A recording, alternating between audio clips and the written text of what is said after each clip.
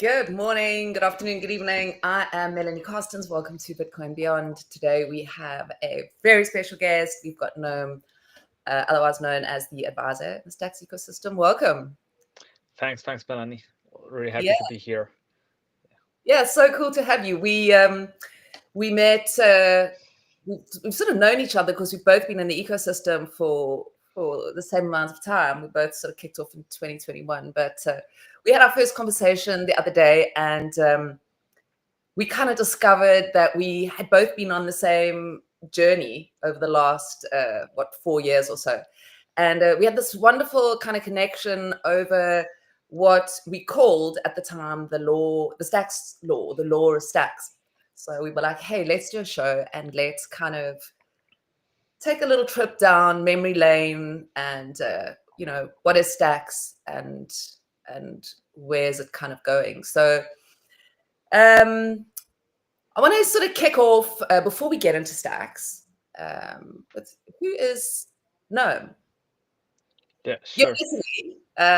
Let's talk about the person behind TheAdvisor before you Sure. became the advisor, before stacks, even maybe before Bitcoin. Yeah, it makes sense. Let's say that before crypto, like the first time I actually heard about Bitcoin, I was in high school, and I think I shared this with you. I couldn't care less about crypto. No, like I was like 17 years old. I didn't care about Bitcoin. I heard like the word bubble in 2017. But let's say fast forward, I go to college. I did a bachelor in data science. I really like this, let's say, computer science topic merged with economics at the same time. And around 2020, so my second year of university, I discovered Bitcoin. So same time of COVID, and because everybody was, let's say, closed in their homes in Italy, where I found it, like I end up discovering, let's say, the Bitcoin rabbit hole. And since then, let's say, I never left crypto at all. Like the only thing I could care about was crypto. Still, after university, I did my master in cybersecurity, and around the same time, I worked for a crypto startup here in Italy. But let's say last a year and a half ago, I went full time in the stocks ecosystem. And just maybe as another thing I would like to add is that when I discovered, let's say in 2021, is the moment where I joined stocks. But I was simply, let's say, engaging with the community using protocols and started the advisor account on Twitter where I focused on creating content. And I had to stop during my master the account simply because I didn't have the time. Yeah. But in the last, I think 6 months now, since September, yeah, since September, I've been producing content on stocks, Bitcoin L2s, and DeFi. So yeah, just to summarize it really quick, I've been back on stocks full force for the last year and a half between working the ecosystem and content. Yeah. So that's so interesting. I've kind of had so many questions flash through my mind as you were speaking. Um, but I want to ask you, I don't think you actually mentioned to me last time, cybersecurity. You did your master's in So, cybersecurity. so yes, let's say the title of the master was called Cyber Risk and Governance. So it's like the more management side of the cybersecurity concept. So it's less on the engineering side and more Mm, like on the management side for people that want to do like side SO, like chief security officers, or like if you want to do sales on the security side, then that master is meant for that. And but yeah, like we did a few coding courses there, but nothing advanced enough to be an engineer, I would say. Yeah. mm. What are like that's interesting to me, and I think to a lot of people, maybe not people who are involved in tech, but definitely somebody like me when it comes to cybersecurity in the future and kind of this fear of quantum computing and AI and how we kind of going to move forward. Do they touch on that, or is that kind of not even into sort of mainstream education yet? How does that work? Do they talk about it? Is So there something for to be worried about? quantum Oh, computing, panic. now like for quantum computer, we didn't touch it a lot, but I may be completely wrong, but from my understanding is that we're not that close as people might think to the real quantum computing uh, that we often that is often described, like say, as real quantum computing. Like there's been some progress, but we're not that close yet to become a threat.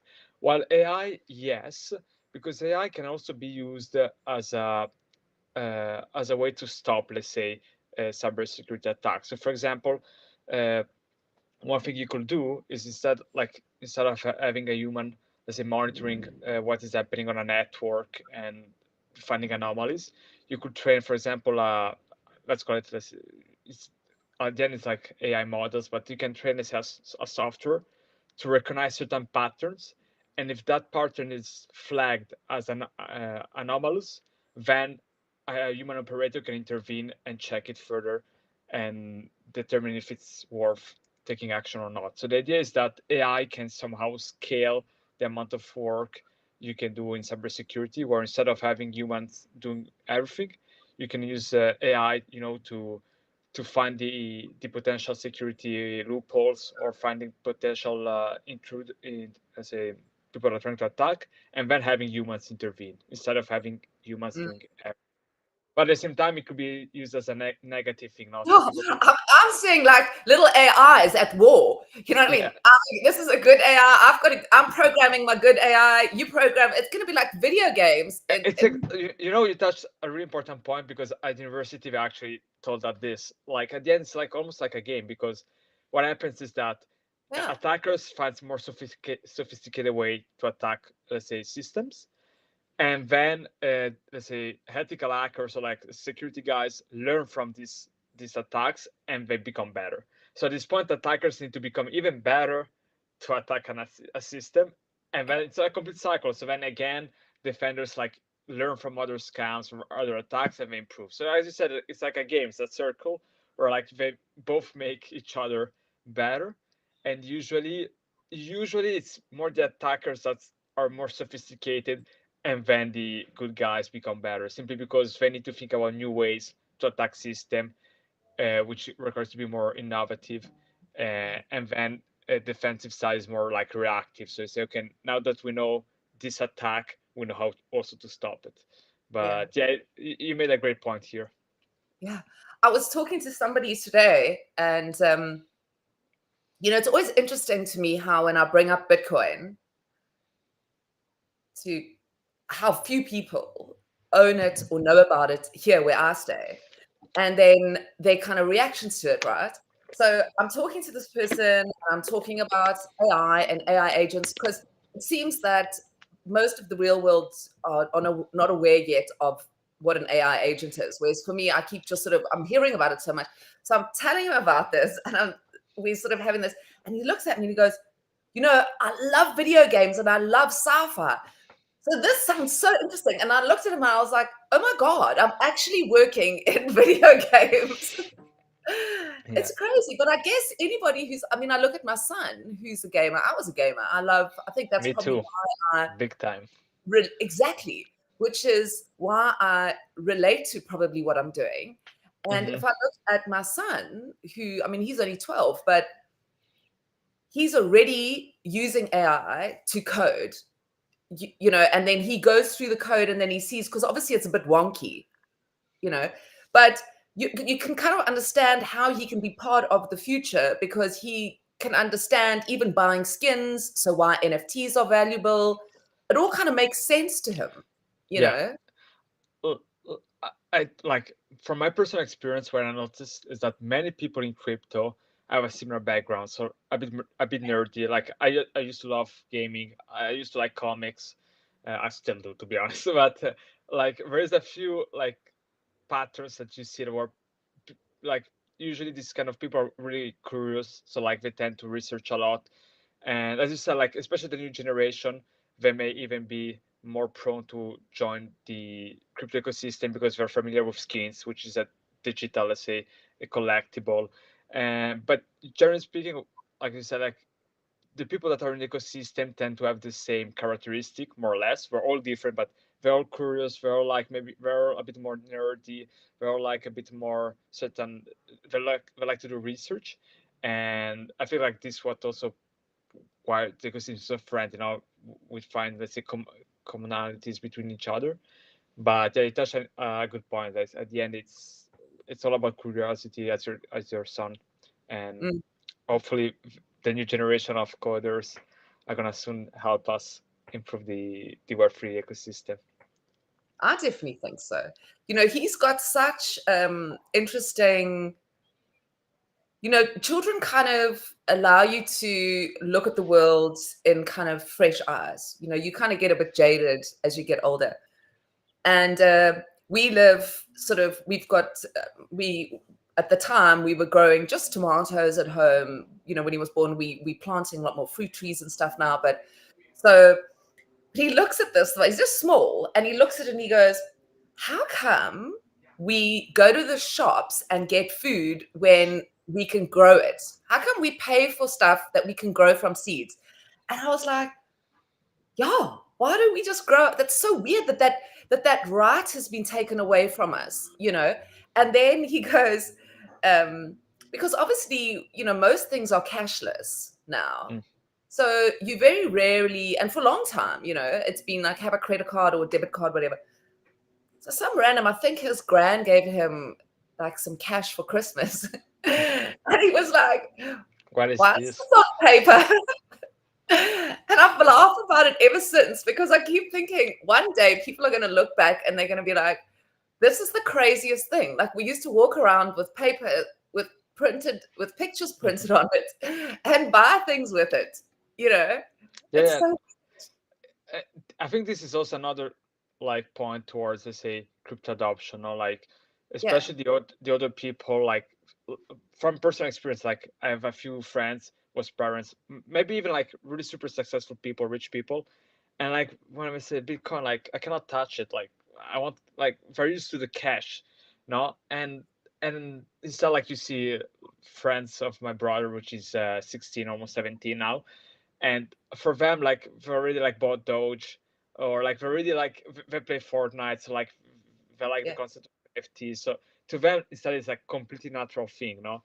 So like you see this gap, let's say, between the older generation, where for them cash is everything because they can touch it, is and instead you see the new generation where for them, like it's all digital, and they I don't. think it's security as well. I think, we've kind of been brainwashed, I would say. I always look at people who work in crypto and I feel like we've kind of like, that's a shame. Like, you go back to like science, like the red pill and the blue pill, orange pill. And I kind of look at people who don't do it, and I feel it's kind of like people who have been um, brainwashed to think that, again, you can't plant your own food, you don't have your own rights to too much. And they work in a job where, that's another thing, my son, because we sort of work independently, and he's really making me see things through such different eyes. Like, we were talking about people having jobs. My husband and I both are entrepreneurs. We work our own hours, and we were talking about somebody, why he couldn't come on holiday with us, and we were like, no, because he's got a job and he has to take leave when he gets leave. So he was like, you mean somebody, I don't like, so he has to ask somebody if he can go on holiday? I don't understand that. And you sort of start, so he's kind of really also been peeling the layers back from my eyes and things like that. And I think that kind of money, fiat mindset is also got to do with people being, you've got to have a job, you've got to own a house, you've Mhm. got to, you got to be married, you got to have children, you've got to follow like these little blocks of Yeah, life the to keep steps. you in, cornered, or however you want to say it. And I think the younger generation are looking at that and just going, well, that is a crock of shit. I mean, I'm not going to do that. I want to be free. You look at companies, how they start, like Uber and Airbnb and nomadic living, Yeah, yeah. so yeah. Companies. So yeah, let's talk about stacks. Let's talk about Bitcoin. Let's yeah. So you kind of told me the story about how you found it, and basically you just were like, okay, this is the way. How did you, before we sort of talk about stacks, well, let's go back. Okay, so for those of you who don't know, Munib, Ali, and Ryan Shea got together. They were at Princeton. They kind of started talking about how they could make Bitcoin programmable, and then went on this journey. I think that was in like 2012 or 2013. It was very, very early. Yeah. But it kind of went through these, they were very early with the SEC in 2017, I think. Not 100% sure. I think 2017 is when Blockstack was born, I think. Yeah. Yeah. So that's how Stacks kind of kicked off. And then in 2021, so it went through a bunch of, like, that's the thing, it was Blockstack. I think that's when the first BNS, wasn't that when BNS, or was it even before? I think BNS was part of how and why it was developed. But So yeah, I feel it was something like, I'm not sure it was BNS, but there was a certain like application on top of Bitcoin that was originated around those years, which I think maybe gave let's say inspiration to Munib for Stack. I may be completely wrong. Like yeah, I'm not super familiar with the pre 2021, let's say, aspect of Stacks. yeah, because that's when both of us kind of joined, Yeah. and we'll call it, Stacks 2.0, because that was kind of when most of the people I know came on board. So the sort of the main people who are involved in the ecosystem and in the community really built up in 2021. So it's kicked off sort of January 2021, and then I think I entered the ecosystem sort of March, April, and met Dan from Boombox. He was the first person I met on Stacks. But I think, it's so fascinating to me how this idea to make Bitcoin programmable that Munib and Ryan had was so ahead of its time. And I still can't believe it took from 2012, say, when they started with the idea, to 2024, when layer twos actually, people suddenly went, oh, hang on a minute. And it seems so obvious. It seemed so obvious to me. And obviously that's why you joined the community, right? It just seemed like, oh my God, this is the smartest thing. Yeah, like you framed it perfectly, because like BTC is the, let's say, the most known crypto asset in the world. Like it has the highest valuation. Like it's the one that people tend to like the most decentralized. I mean, we know the drill here, like what Bitcoin is, and like to me, the fact that nobody actually tried to unlock BTC within DeFi, because I love DeFi. This is why I joined Ethereum early on. Like I like DeFi, and the fact that BTC could be a lot more than a store value, to me, makes a ton of sense. And Stacks trying to unlock this, like, is the reason why I joined the ecosystem. And I feel like the issue is that it's not an easy problem to solve. Like it's much easier to build Ethereum and try to to unlock, let's say, DeFi, and start, let's say, from not from zero, but to get the point, rather Mm, than admitting that Bitcoin is limited on the mainnet. Let's build something on top of it. And the other issue is that Bitcoiners are not always super open-minded sure. on scalability solutions. So like even Munib had to face probably a lot of, let's say, backlash, saying no, this is not real L2, or no, this is not the way we should do it. So regardless of, let's say, people take, I have a lot of respect for Nib for at least trying, to achieve this vision. We're saying, you know what, Bitcoin is the best asset. Let's try to make it productive. And now, for example, you see other Bitcoin tools. Now you see Bob, you see Bitcoin OS trying to launch, and there's a bunch of these new networks. Arch. There's Arch Arch, that's correct? Yeah, I'm mm, writing a thread on them too. Like I'm still doing, let's say, half through it. But yeah, the point is, you see all these networks that are built on top of Bitcoin, and a lot of the work we're doing now is also thanks to Munib that pioneered yeah. the with stacks. And the other thing that I really like about Munib is simply like how down to earth he actually is. Like, on Twitter is a nice guy. Is like, he seems like a super chill guy on Twitter. Doesn't brag, and this is often a quality I appreciate in people, especially successful people. Remember, I mean, I'm going to come back to that, but remember, what was his name? Corey. He was like what was his name? The founder of the Bitcoin Exchange, you mean? And he was always saying that, like, whenever he could, he would like be like, Stacks is a scam. Do you remember that? Went on for like every so often he'd like creep up and he'd be, there was so much of that, that because obviously, remember the city coins, they kind of, which actually are such a great idea. Ultimately, it was all just, I feel like the whole thing was like so ahead of its time. Look, it's so sorry, I'm gonna let you finish. Sorry, didn't want to interrupt. No, go for it. No, like, as I said, like, not every project is gonna succeed, but you need to test out the ideas, and you need to give at least a proof of concept. And I feel like city coins was a really cool thing at that time. Even Vitalik, the founder of Ethereum, in his book, he mentioned about this concept of city coins, and I actually think he actually mentioned city coins, the projects that was on Stacks. So, like, if Vitalik actually was talking about this, it means that it's definitely an interesting concept and idea. And as you said, like, maybe it was too early, or like maybe the design wasn't perfect, but I don't feel like you should call a project or an ecosystem a scam simply for trying something new. And like, even further than that, like, if you look at Stacks, like, you may not like it, but nobody's trying to scam anyone. Like, you don't feel like Stacks is aligned with your values, I can understand. But there's no need to attack Stacks.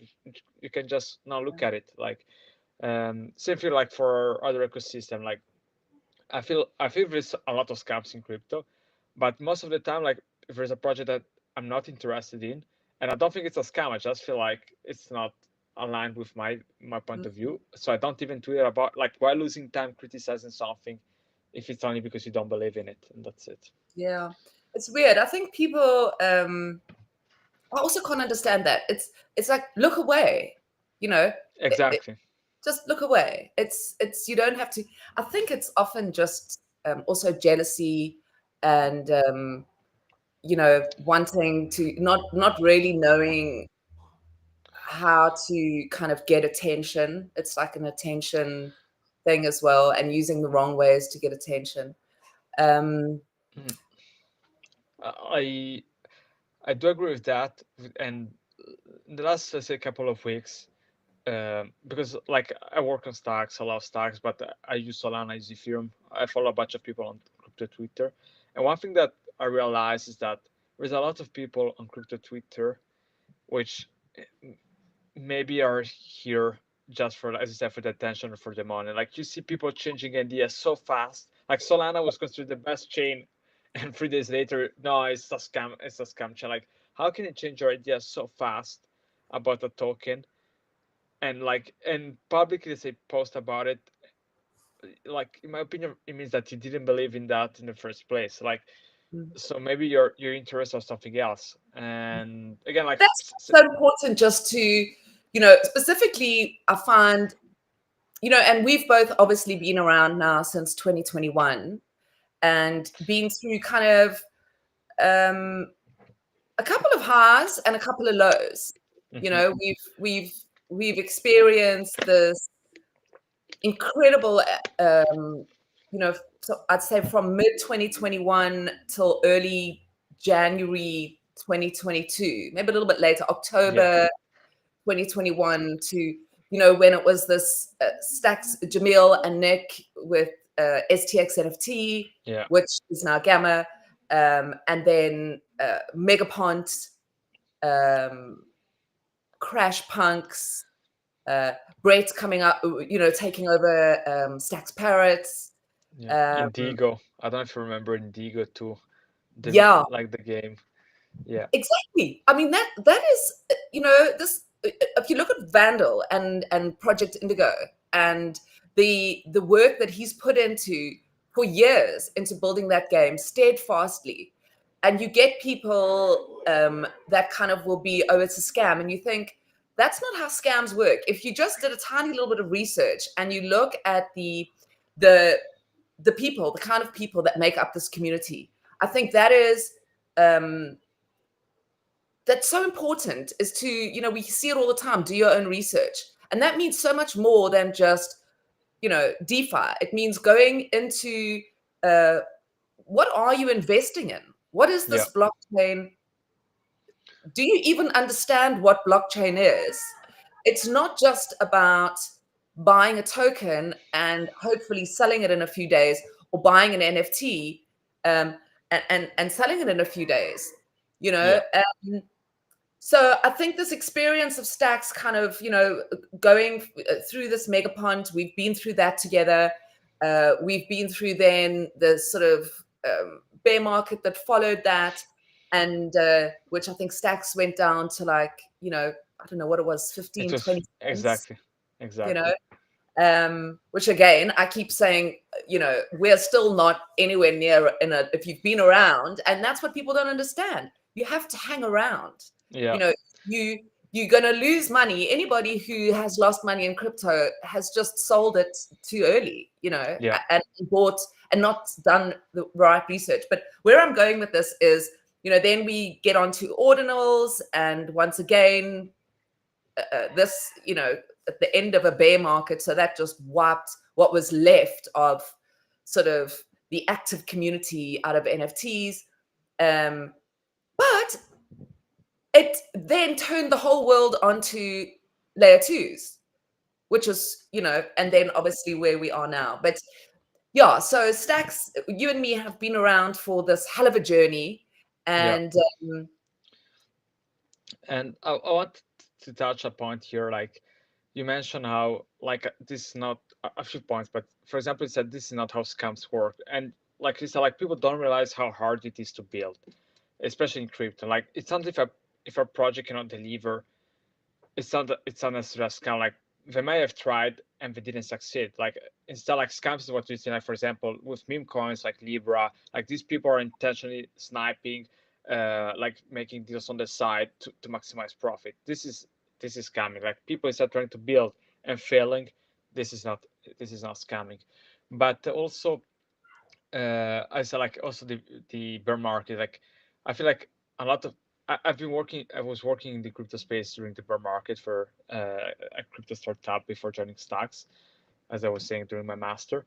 And I can tell you, during the bear market, you could feel at the bear market, like, you could feel that there's so fewer people than usual. You could feel like I it's still a remember ghost town. It becomes a ghost town. exactly. Especially for blockchain like Stacks. It's literally like we know everybody.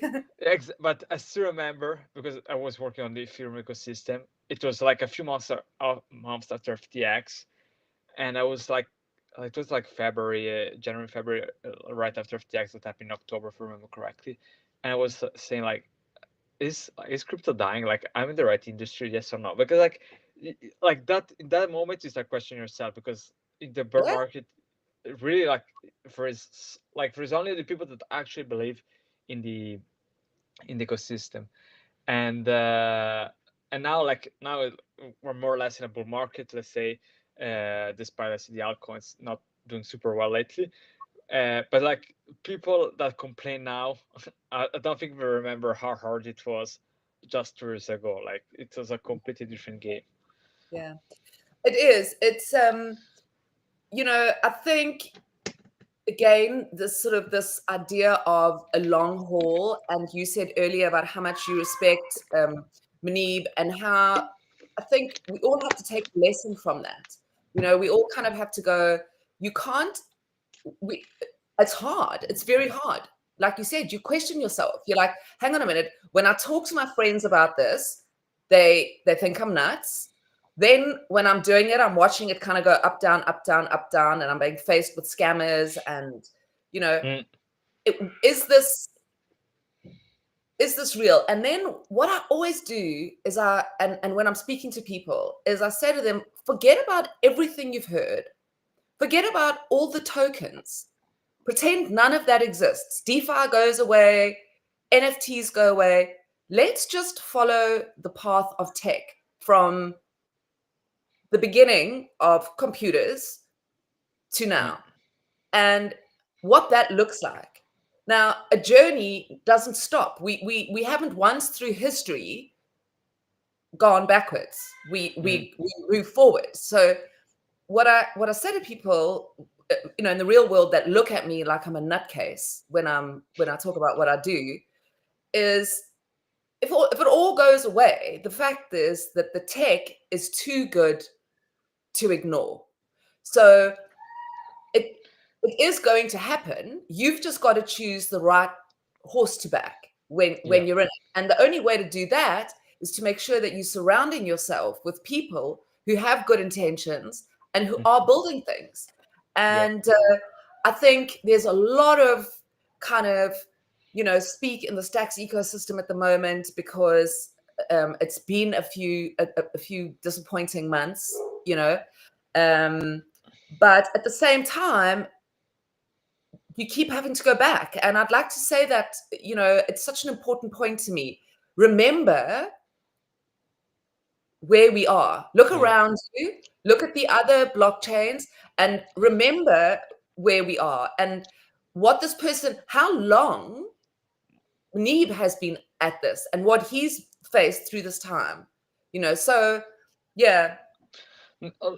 I really like the example of remember from where we started, because we're people don't realize that YouTube has been around only since 2008, simply because before 2008 the internet could not let's say support videos. It was to the internet could not exactly, it wasn't strong enough to upload all these gigabytes on the internet. And again, we studied this is a bit more tech side, but if you really want to start about where the internet or computers were born, you need to look at Turing during the Second World War. The Turing machine is the first concept of, let's say, a modern computer. What is that?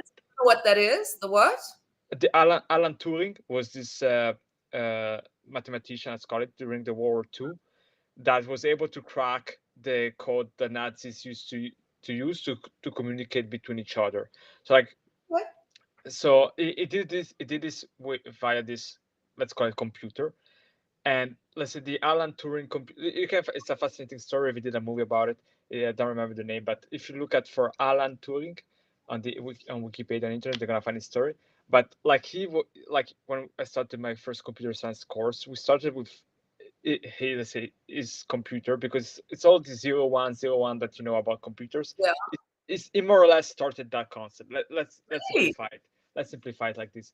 So the way, sorry, I just move around my legs. Yeah, no worries. So people don't realize that this was what 40 during the Second World War. So it's been 70. It took us 70 years to grow from that. And so people don't realize that it's a process. Bitcoin was born in 2008, but it doesn't take 5 years to improve. It takes a lot. Even the internet. If I ask my father, the email, or people could only have a computer at work because it used to cost too much. You couldn't do much with it. It was more for work stuff, and it's a process. And if you look at crypto, it's the same thing. Where when this communication thing, it was a huge thing when you could message around the office just in the same, and it was woo, we can sit over there and be like, hey. I was thinking, it was the internet where you had the dial up, you had to have the dial up modem in your house, and then you download a video. A video would take all night to download. Now we think we just turn on Netflix and there's hundreds of them, there. So I know that's what you've got to remember. You've got to remember that this is a story. This wasn't an idea that came up yesterday, and now we're okay, we want it to work. There's this philosophy, this instant gratification kind of way, because everything is so readily available. That we kind of have to go, hang on a minute, just let's stop that's really an important message for me right now with Stacks is it's been this incredible journey that started, I mean, how long ago? 2012, 2022. So we're talking sort of 13 years, yeah. you know, for him to be told that this can't happen. I mean, you got to think about that. That is a story and a movie in itself. You know, that's how I sometimes think about it. This is one day we're going to turn on Netflix and there's going to be a story about a guy, you know, two guys from Princeton who had this idea you could unlock Bitcoin, you know, and what they inspired because of that. So I think it's an incredible story. And I think everybody, you know, we're going through a tough time at the moment. I don't think the whole sort of Nakamoto release and or the Nakamoto upgrade and the SBTC. I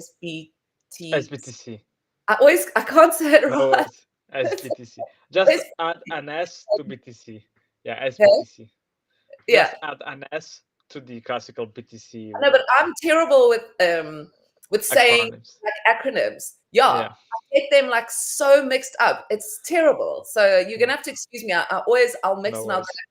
Even if I say BTC, I have to like stop. It's like with my left and my right hand, I have to go, like I can't just go like, oh, this is the right side. I have to go, oh yeah, okay, right. Okay. That's the same with acronyms. I'm like, what?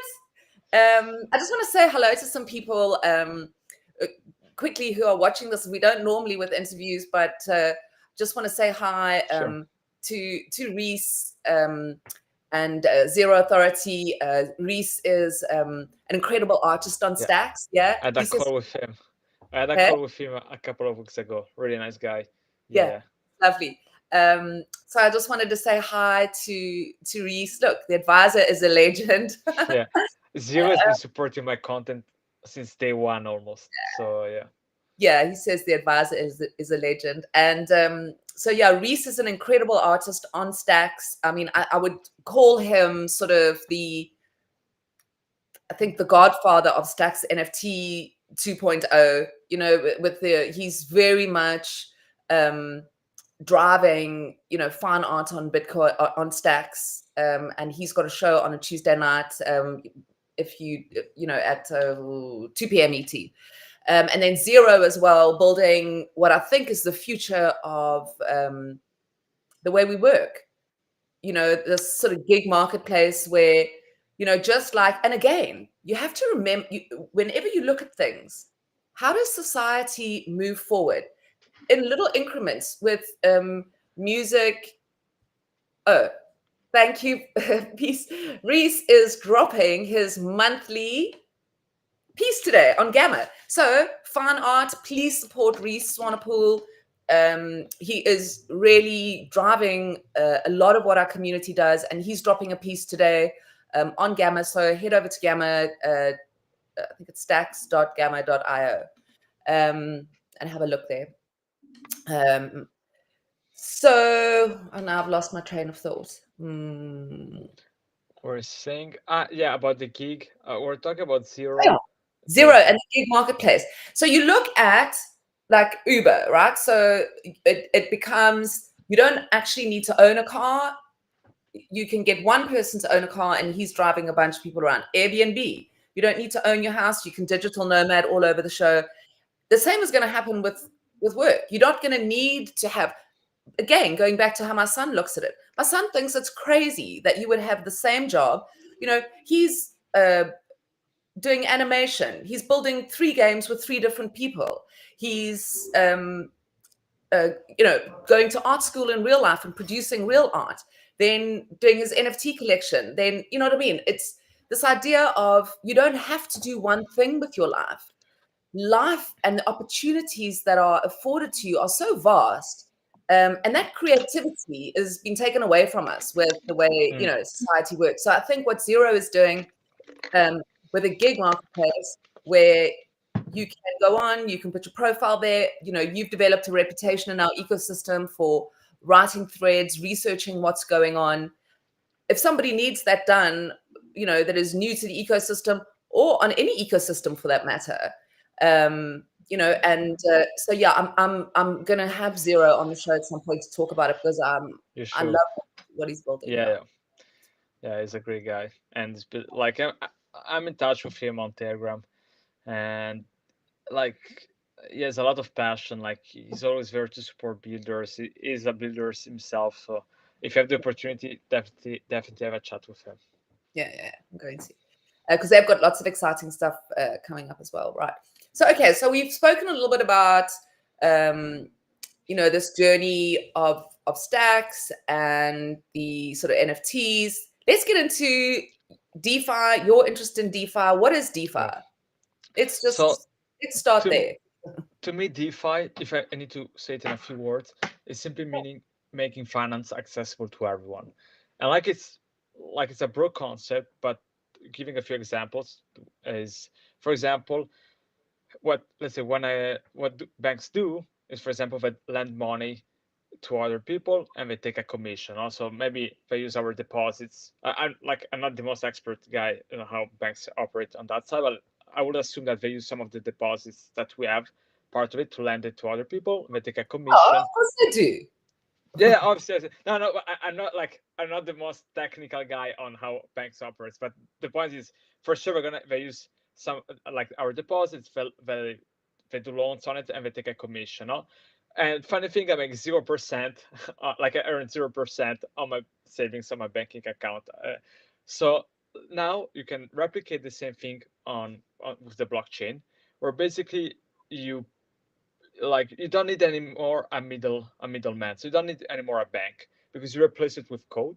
So what happens is that I can provide liquidity on this protocol, which somebody may borrow a part of it, and I get paid a commission for that. So basically, instead of having the bank matchmaking the liquidity with the borrower, now you have a protocol that takes my liquidity and gives it to someone to borrow, and I take the yield, let's say, from the guy that needs to repay the loan.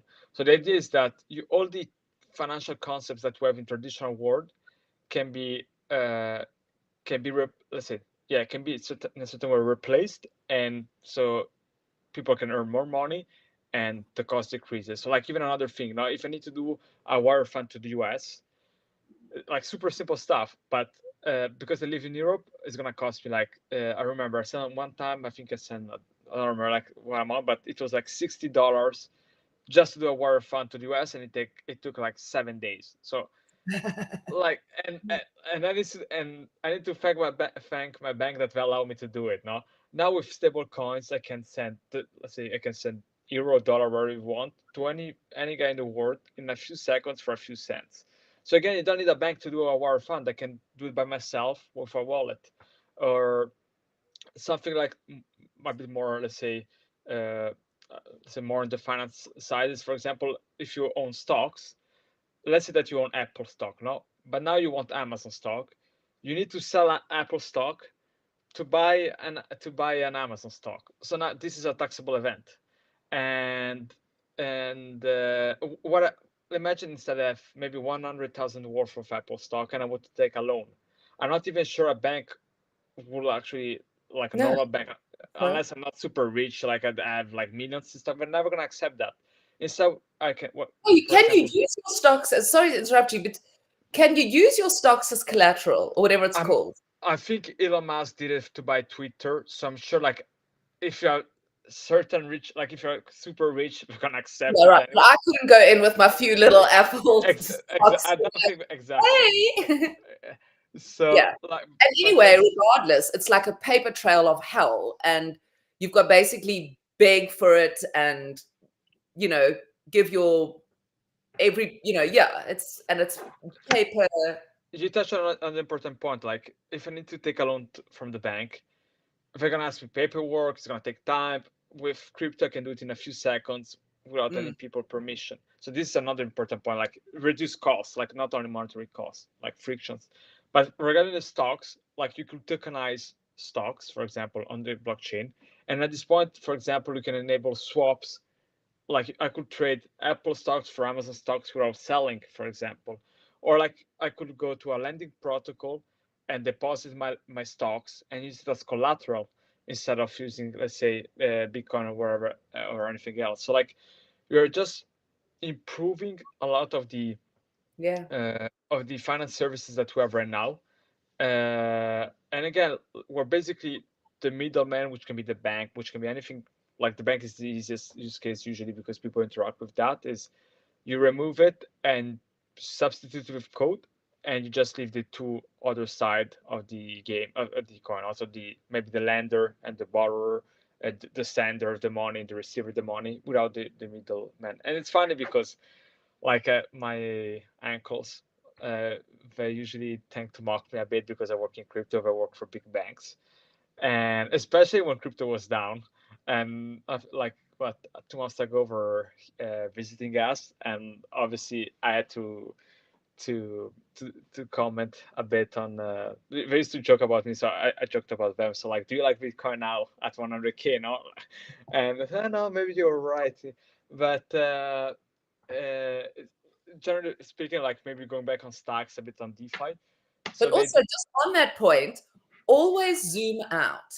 It's not about what it looks like in the last 24 hours or the last 7 days, not even the last 30 days. Yeah. It's zoom out Especially because, in bull market. yeah. Especially in bull market, because Yeah. people tend to overreact. They feel like they could do more. And I'm talking from experience. It's just good to take a step back and, as you said, like, no, I'm doing good. Maybe in the last 3-4 years. Just relax, just chill. Like it's Yeah. as I said, it's not sometimes it's not even a year. Sometimes it's like 3-4 years. But if you believe in it, it's much easier to. The journey is That's a much good easier. point. Find something you believe in, isn't it? Exactly. Because like some friends ask me, should I invest in Bitcoin? And I always tell them, yes, only if you believe in it. Why? Yeah. Because if you don't believe it, you're gonna sell it. Like when it was down like 70% during the bear market, you like I didn't sold. You were sold because you don't believe in it. So I always tell them like you do whatever you want, but I'm telling you, if you don't believe it, then don't buy it. Yeah. And but going back to DeFi, for example, what we're doing a bit on Zest, stacking DAO. For example, Zest is a lending protocol. So, for example, you can now with SBTC, you can deposit SBTC and borrow stable coins with that. Or, for example, you can deposit BTC and earn some yield on it. Or, like again, like maybe you have some stable coins instead of keeping it in the bank. For example, you could deposit on Zest and earn yield on it. Again, this is nothing of this financial advice, but just to be sure. But the point is, you get my point. Like Yeah. it, you unlock so many possibilities that you couldn't do in traditional finance. And instead of stacking DAO, a bit more crypto related application. But again, you like STX and you want to earn that Bitcoin yield thanks to the staking concept. With stacking DAO, you can mint STX BTC. So you still get the staking yield in BTC, but you can also use this liquid staking token, STX BTC, on Zest to borrow liquidity or do other activities. So the idea is just try to make, say, stacked STX liquid again to unlock even more liquidity. So like even if you took Ethereum, where you have Lido, which is the same concept of stacking DAO, they are the biggest protocol on Ethereum simply because a lot of people have ETH. Same thing for Solana. A lot of people have Sol, and they want to earn yield while using it. So liquid staking just unlocks a concept where it helps, let's What say. does that mean? So with liquid staking, you've got your okay, but okay. I also want to ask you about SBCT. SBTC. I can't say it. As BTC, yeah. Okay, you just got to know what I mean when I say that. Okay. Um, and I've forgotten what I was saying. But I'm such a good host. Like What am I talking about? you answer with a question about how liquid staking works exactly. Yes. If I want, so let's start with staking first. So the way staking works, I'm gonna do a more general case, so not only focus on STX. The way staking works is that usually in a lot of ecosystem, what you can do is lock your tokens and get some rewards. Yeah. So the way it works on stocks, to give an example, is Bitcoin miners bid STX blocks. So they bid BTC to win STX blocks. And so, and what happens is that this BTC that they actually bid gets distributed across STX stakers. So you lock your staking just means locking STX. So you lock your STX, and then you get, on Stack's case, you get the BTC rewards that come from Bitcoin miners because they want to win STX blocks. And okay, now that staking is clear, the concept is, okay, I earn BTC yield, but I can do nothing with my STX because they're locked. So Yeah. what you're saying, what Stacking DAO does is say, you know what, deposit STX on our protocol. We're Yeah. gonna take care of the staking, and we're gonna give you back another token, a liquid staking. It's called a liquid staking token, but basically, you deposit STX, we'll give you another token, which you can use in DeFi or whatever activity you want to do. Yeah. And at the same time, we're gonna pay you the yield of the stacking, simply because we do the stacking for you. And whenever you want, you can come back to our platform, give us back the tokens, that the liquid staking token. We burn it, and we give you back your STX. So the idea is that you create another token that is somehow pegged. Usually depends on the system, but it's usually so to give you an example of STX BTC is you deposit STX, we give you for each STX that you deposit, we give you Yes. one STX BTC. Yes. Every 2 weeks you earn BTC yield. Why? Because the STX that you deposited, we're staking it for you. So basically, we're doing the staking for you. We give you the yield. We give you a token that you can use anywhere across stacks that is always going to be worth one STX. And when you want, you come back to our protocol and say, I want my STX back. Here's the STX BTC. We burn it. We give back to you Okay. So like usually what I like to do, We but here I do. cannot do it, is usually graphic representation can help a lot. I don't have any graphic representation with me, but I can work on a few stuff that I'm sure the community could find helpful. Yeah. Yeah. Yeah. I think it is. I think so. And the STX, you said you can use that anywhere in the ecosystem. So correct, we have two tokens. One is STSTX and one is STSX BTC.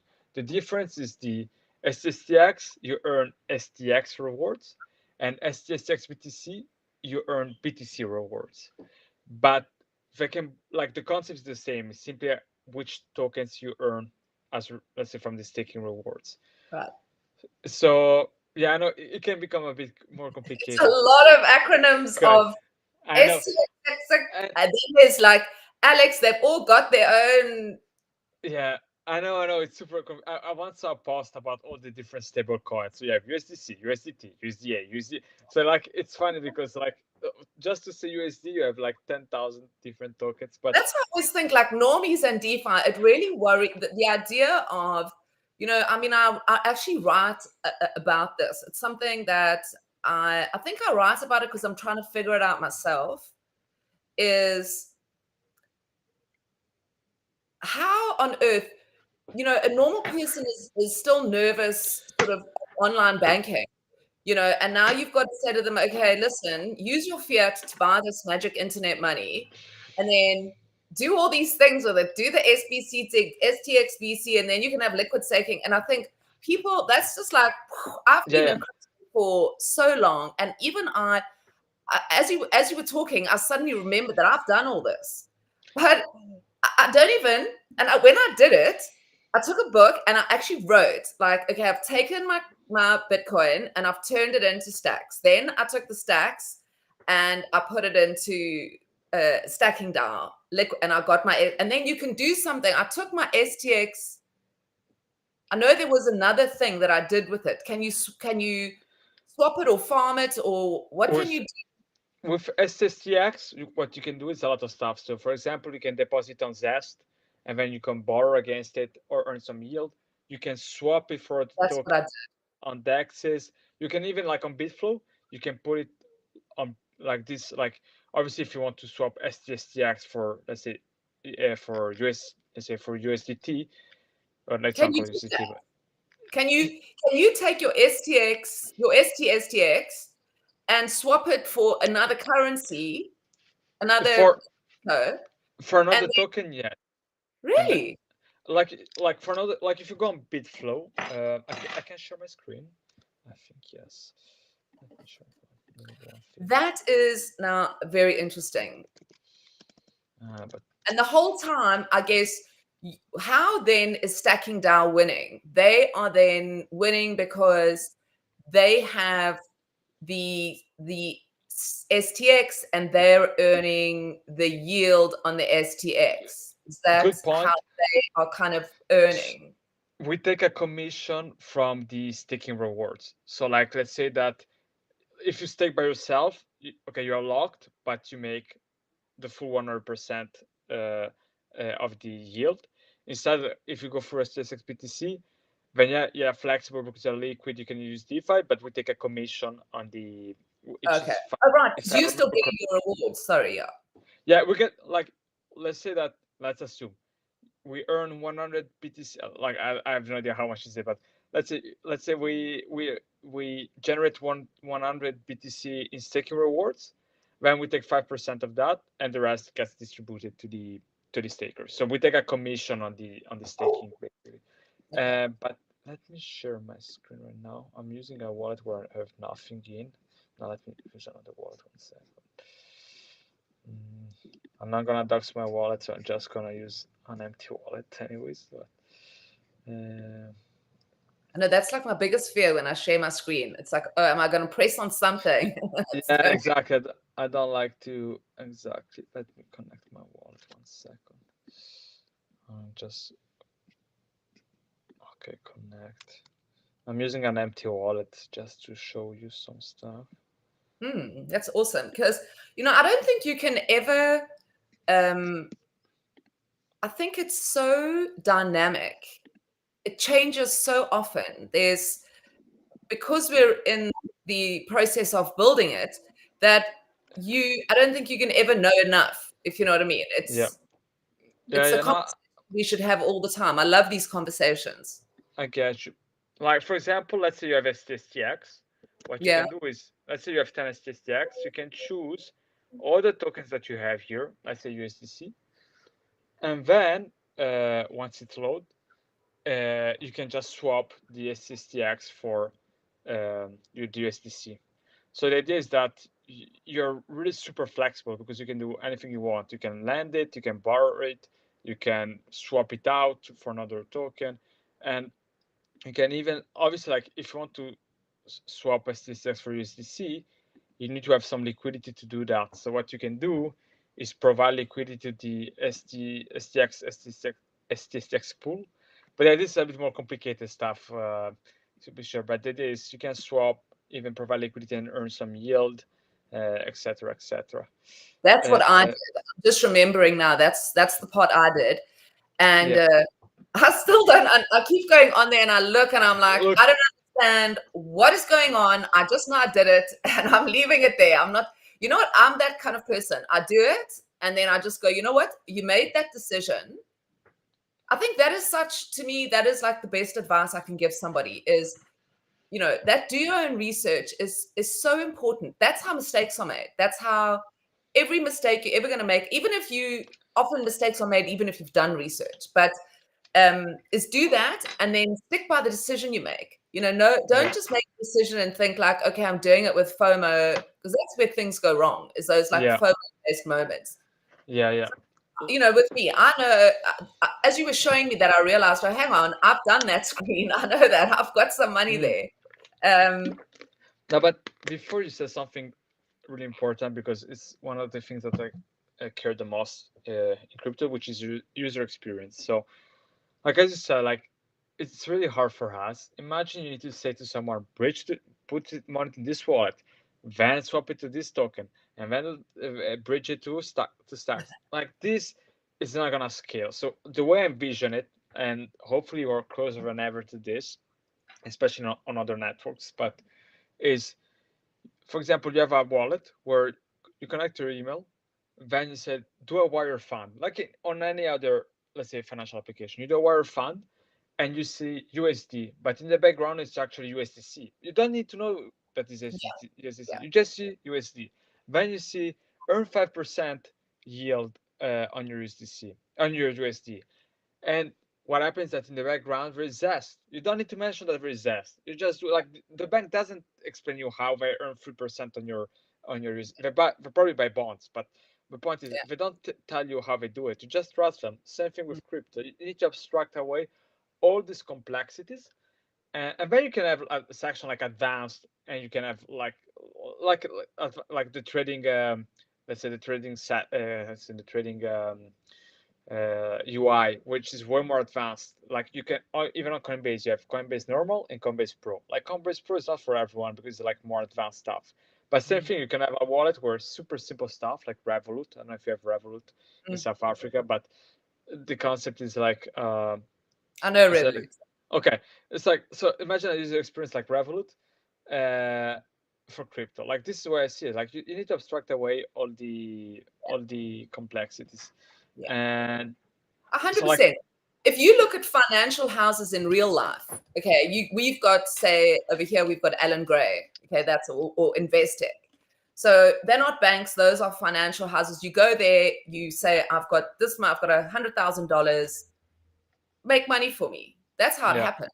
You don't actually sit and do it yourself. And then you get on when you have a look at your statement, they've invested it in kind of high risk, medium risk, and low risk. So yes, I think that's exactly it's exactly right. Oh, look at the time. We've been all right.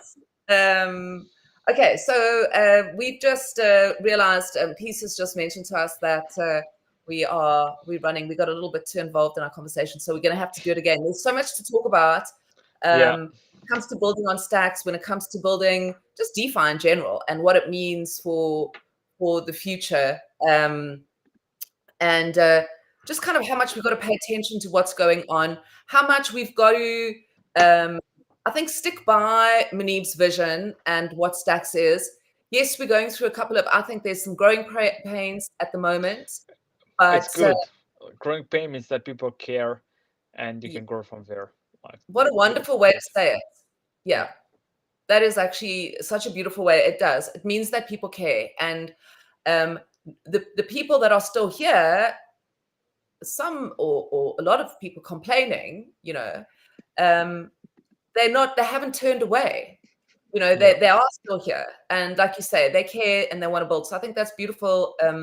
So yeah, I just thank you very much to you for coming on the show. I would love to have you on again. It's just been really fantastic. Appreciate it.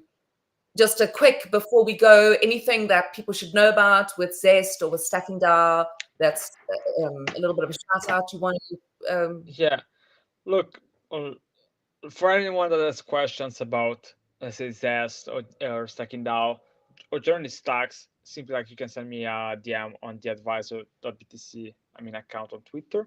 But if you're interested in lending, borrowing protocols on Bitcoin, definitely check out Zest. And instead of, like, if you have some STX and you want to earn yield on it, then definitely check Stacking DAO. So yeah, I'm gonna close like this. Amazing. Straight to the point. Yeah. Amazing. Well, it's been absolutely, like I said, fantastic speaking to you. You've got such a rich history with stacks, and I really would love to have you on again. So yeah, and thank you to everybody who has tuned in. I'm